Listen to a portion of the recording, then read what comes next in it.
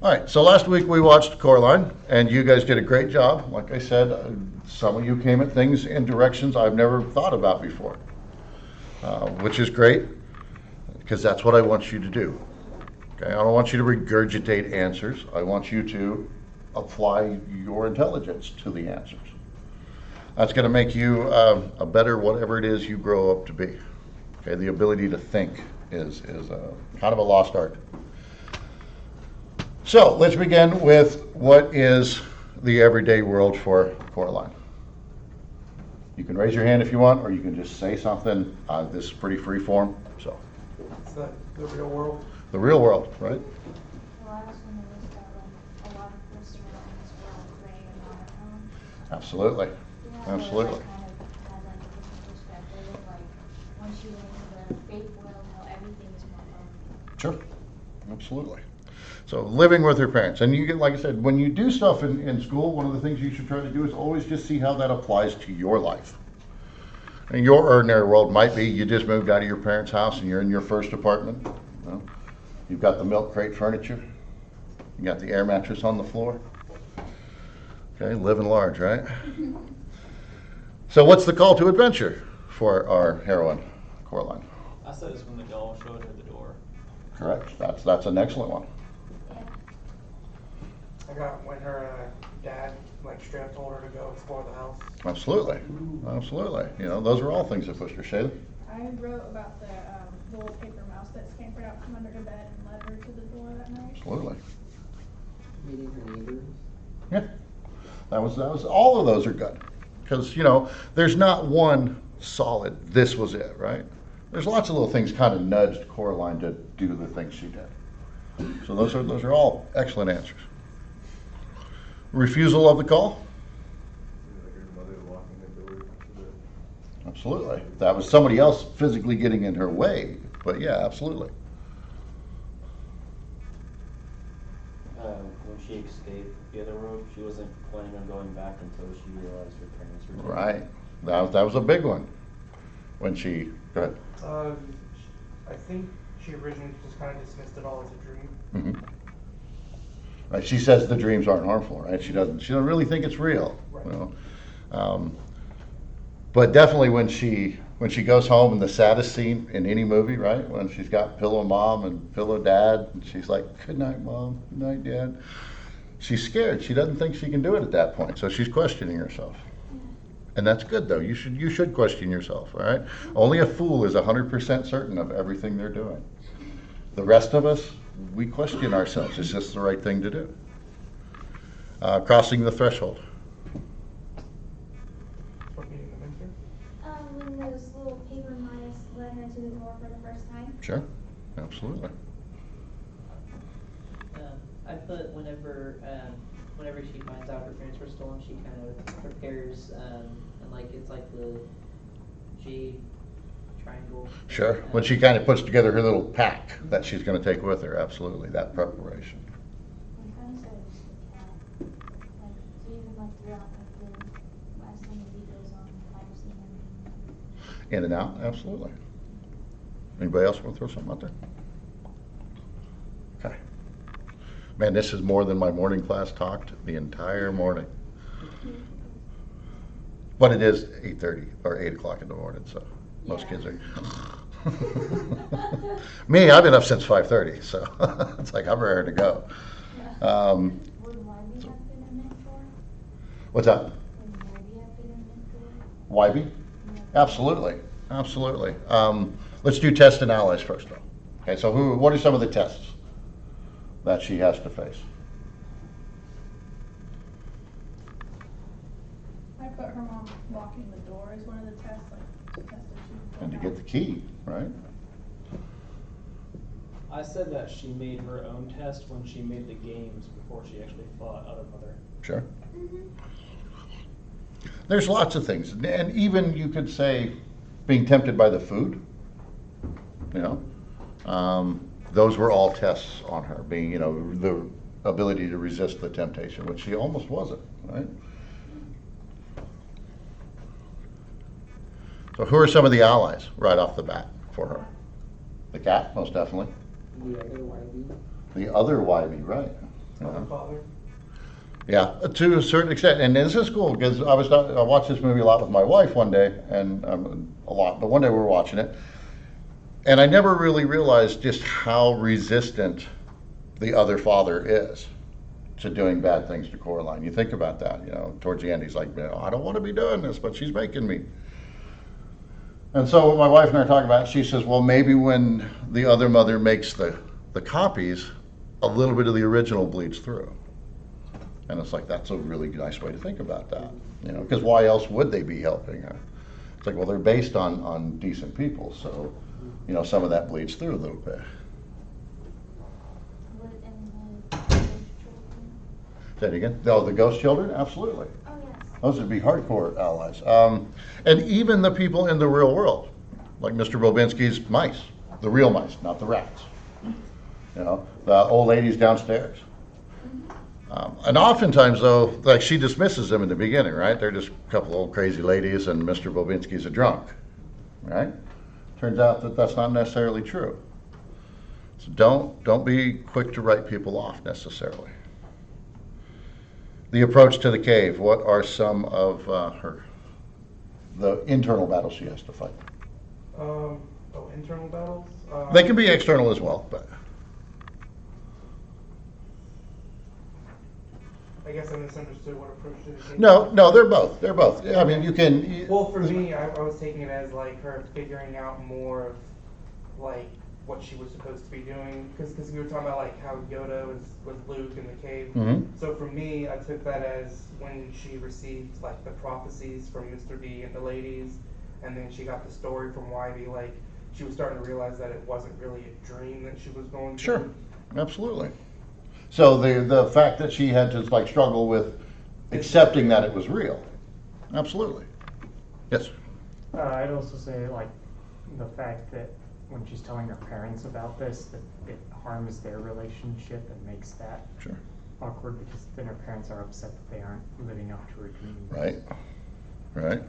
And as a parent, though, it's your job to disappoint your kids, just so you know that, and embarrass them as much as possible. Yes.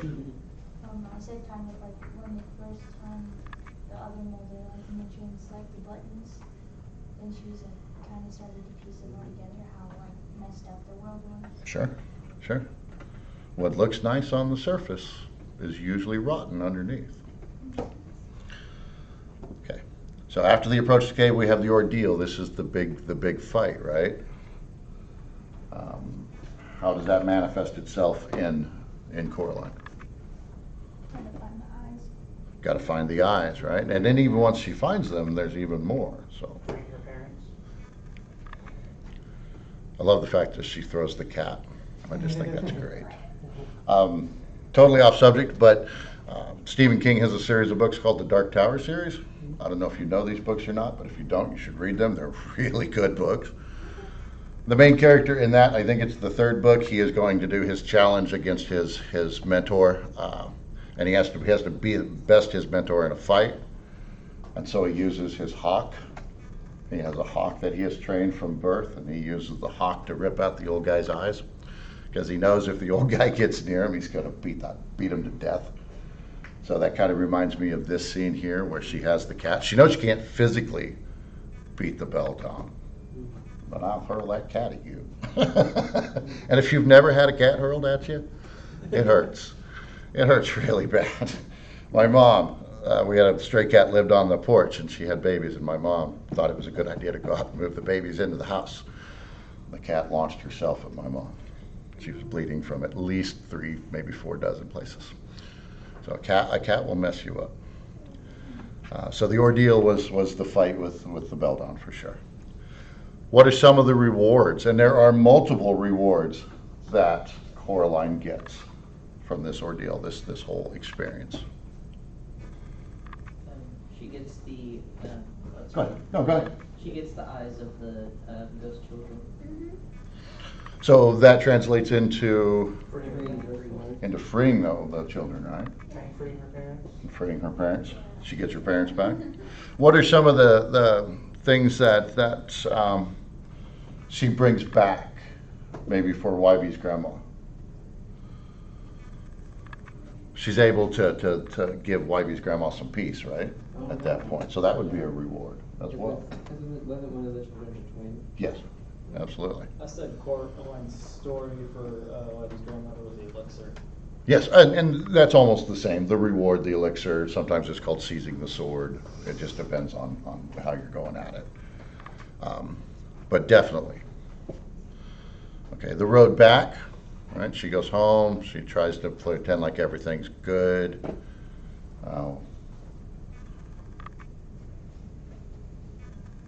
How's that finish? When she escapes from the other mother and goes literally back through the tunnel. Right, goes back through the tunnel, and there's her mom and dad. She's like, but you've got snow on you, right? All mom thinks is you broke my snow globe. What about the resurrection?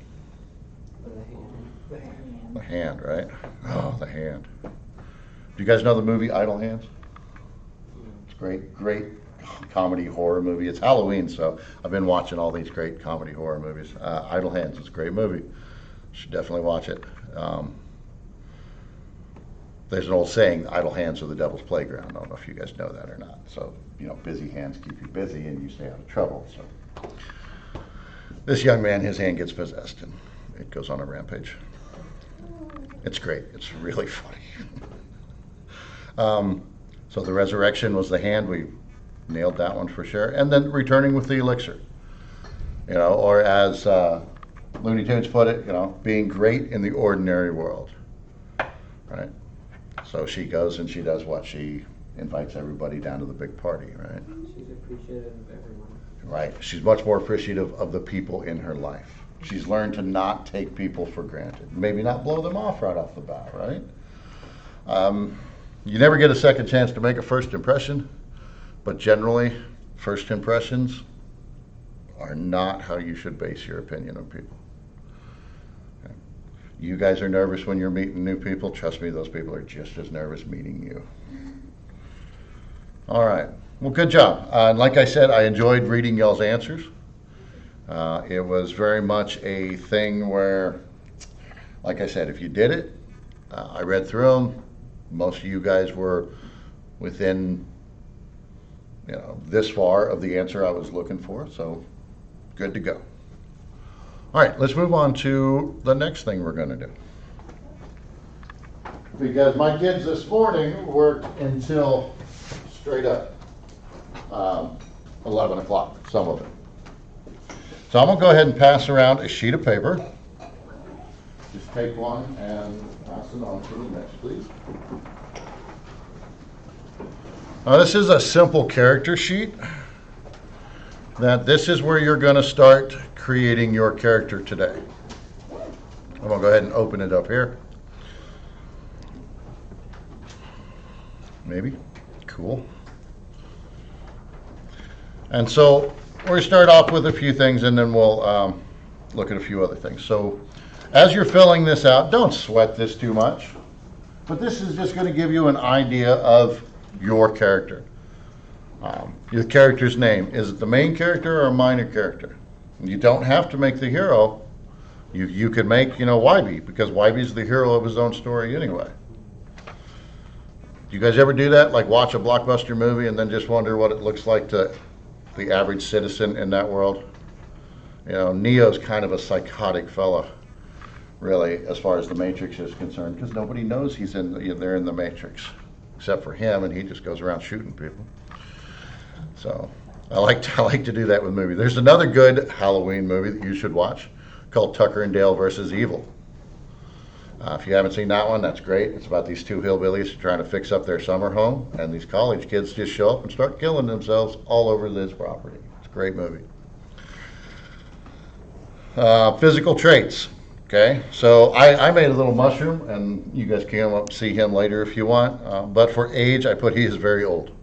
He's a really old mushroom.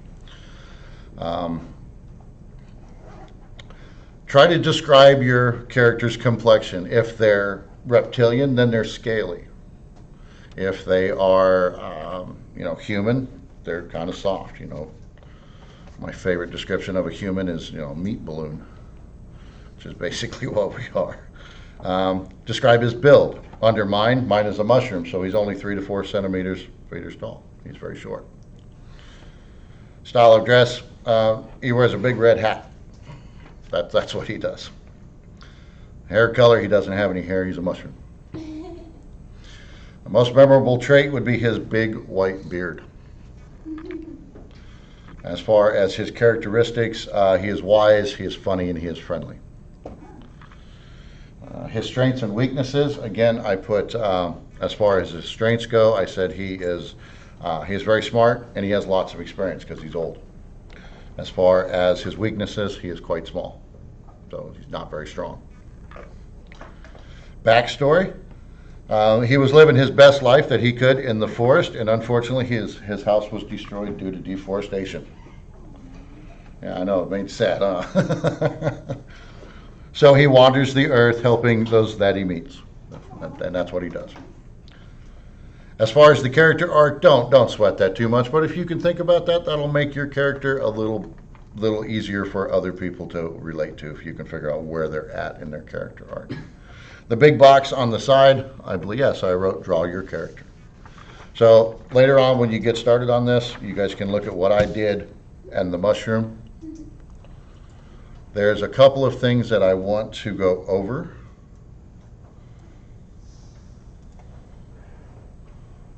That are in Canvas.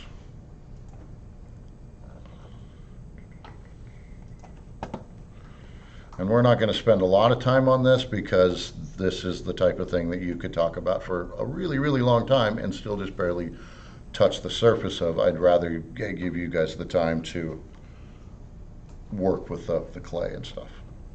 So when you're creating a character, there are some steps that you should probably take. Number one is plan your character out a little bit. Don't just grab a wad of clay and start in on it. The more you know about your character, the better off you'll be able to portray that character to other people. Their answers here is you start off with just an adjectives column. Okay, so it's an alien dog, he's cute and lovable, he's happy-go-lucky, all of these things about your animal. You don't have to be a humanoid, it can be a potted plant, for all I care. Make your character, make your bliss. Need to think about the stuff that they have on them, such as, if it's a wizard, give them a staff or give them a magic wand. If it's a commando, give them a little tiny gun. If works in a pizzeria, give them a big pizza. Think about the character. And then probably the most important step, in my humble opinion, is drawing him out. Doodle him first. And don't just draw one, draw 2 or 3. Pick the one that you like best. I want to say stereotypes exist for a reason. It's 9 times out of 10, they're at least close to the truth. One of the best things you can do, though, is look at your character, and if they are super stereotypical, change it. Now, my example for this is Mike Tyson.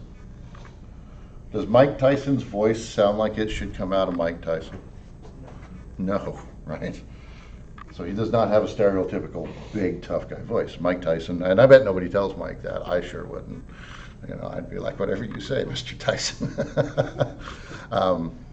People talk about him being a great boxer, and it's like he wasn't even a good boxer, but he could hit you so hard he could kill you. And that was what Mike Tyson did. Now, I watched the Mike Tyson Mysteries on Adult Swim. Yeah, that show. It's crazy. So again, figure out if it's too stereotypical, then break that stereotype. But sometimes stereotypes help us relate to the character as well. All right. So, but think about things.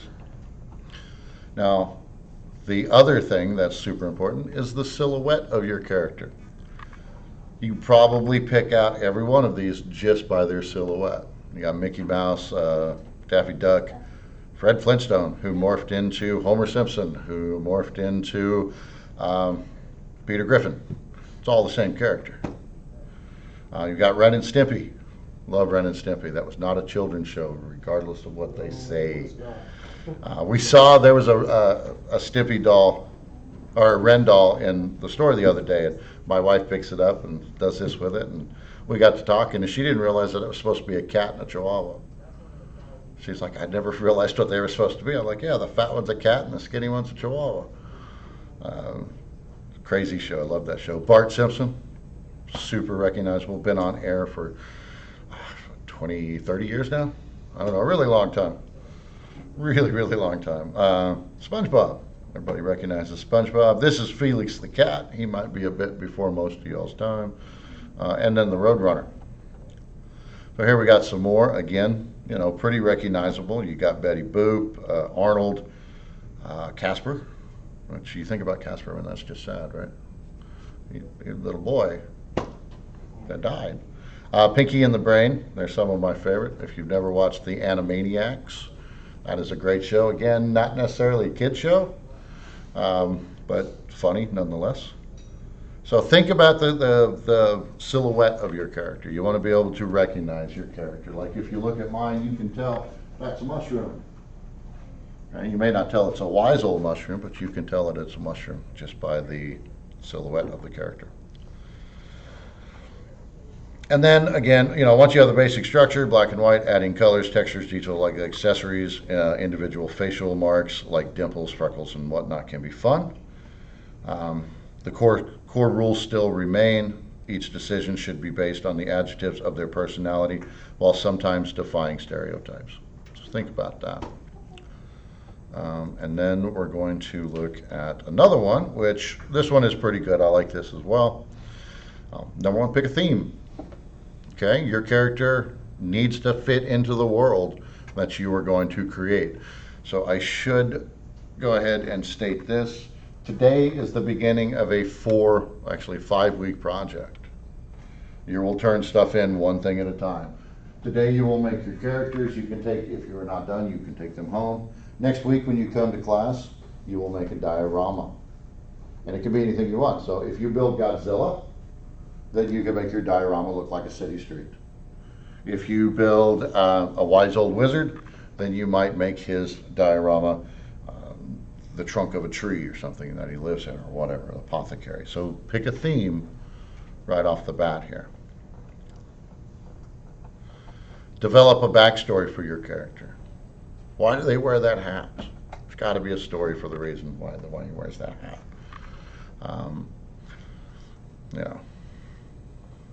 Preacher. Anybody watch Preacher on FX? It's a good show. It's a better comic book, but there's a character that's not allowed to wear hats on that show. And there's a backstory to that, and it makes that character very interesting. So develop a little bit of a backstory about your character, even if it's just in your own head. Quentin Tarantino, fantastic director, pretty famous director. He's only actually made about 10 films, but most people go, oh yeah, that's Quentin Tarantino. One of the things that makes Tarantino films great is he knows everything there is to know about the character.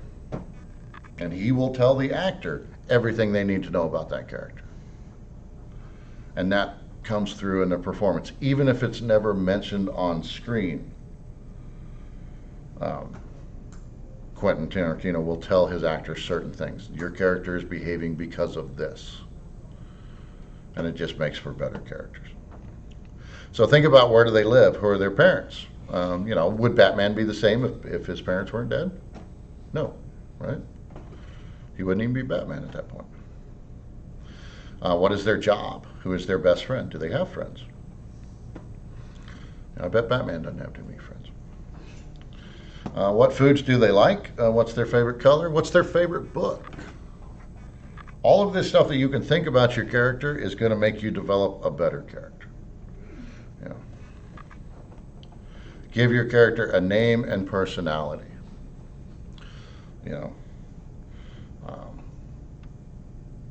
There's a thing, and I'm going to forget what it is.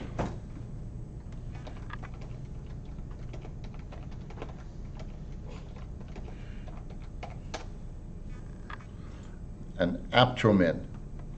This is where, like, somebody is named Cook, so they grow up to be a chef.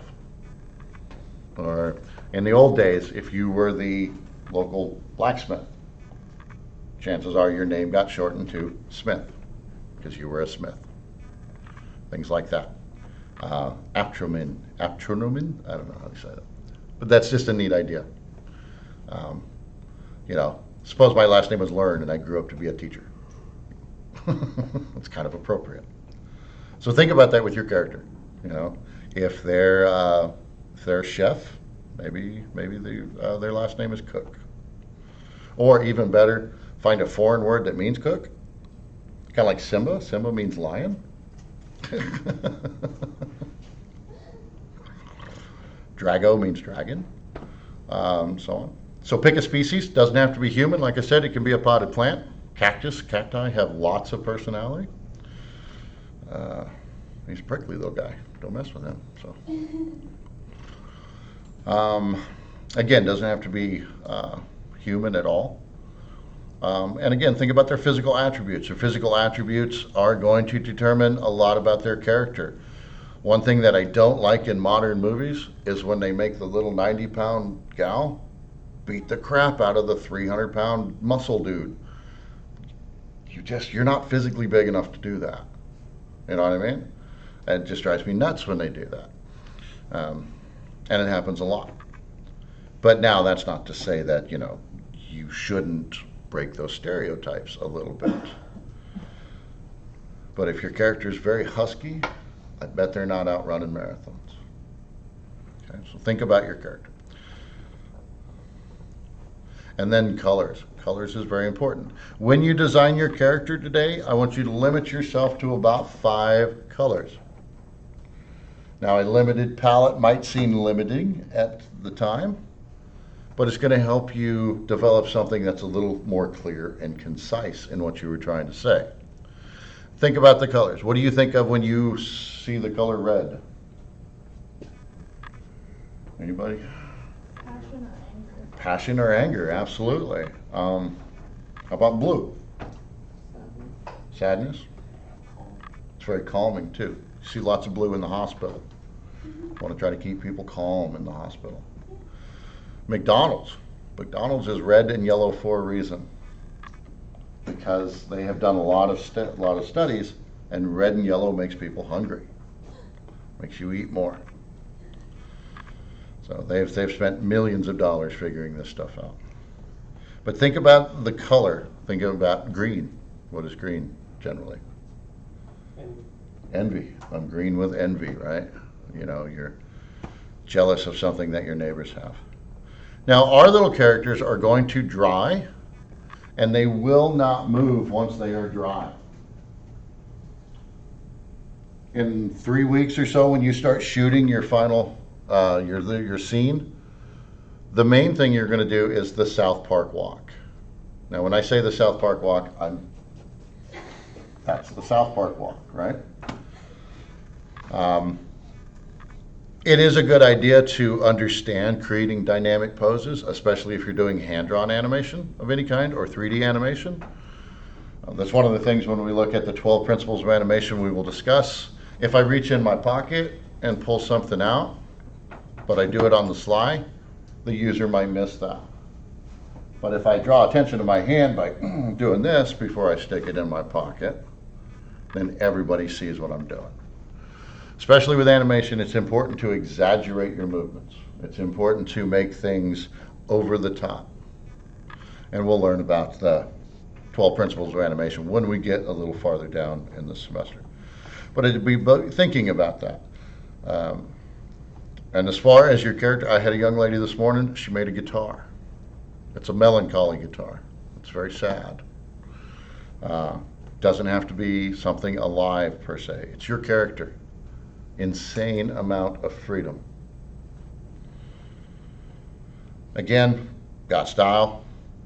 What are some of the accessories? Maybe you'll make a little staff for your character. Maybe you'll make a bow.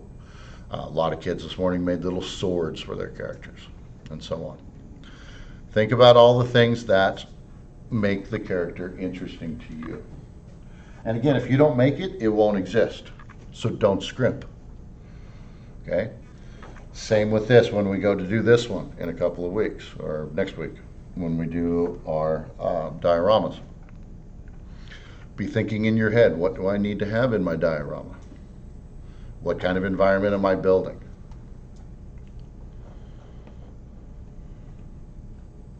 Cute little gingerbread man, colorful lines, easy to animate. And emotions, we will get into the emotion side of things when we get a little farther down the semester and we do the phonemes project. You will be emoting with your characters then. So I want you to focus primarily on number one, making a little character that kind of represents what you want, hopefully represents it as much as you can. I want to see them be able to stand up on their own. So bear that in mind when you are designing your character. Do not give them 2 legs that are this long, because then the character is going to end up being very top heavy and chances are will fall over. Did anybody play with Weebles when you were a kid? Weebles wobble, but they don't fall down. Yeah.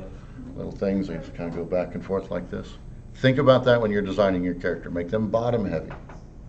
You don't have to necessarily give them legs. You can give the impression of legs. Give them oversized feet. I call those fable feet. And fable hands. Great big hands, great big feet. Test alternate versions. That's why the sketches come in handy. You might draw the character and think, wow, he looks great in red, and you show it to somebody, and it's like, man, that dude makes me angry. I don't know what it is, but he's got one of those punchable faces. And so maybe you put him in a blue shirt, and it's like, oh, that's much better. I don't want to punch him anymore.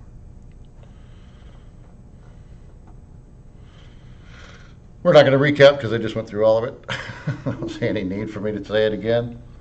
Okay, so what we're going to do next is, if you want to take a quick little, 2-3 minute break, that's fine. If I could get 4 or 5 of you to pull those tables apart, and then everybody else is going to come up and pull up to the table, and then you can start filling out your character sheets. I'm going to put these out on the tables. Inside each of these boxes you will find various arts and crafts supplies, such as pencils and colored pencils, crayons, markers. There's scissors in some of them. If you need something, do not be shy. Look at the table next to you and go, hey, you guys got a pair of scissors you're not using? Once you have designed your character, then you can come up to me and I will okay it. And I will give you the clay required to make it. I do expect your sketches to be in color.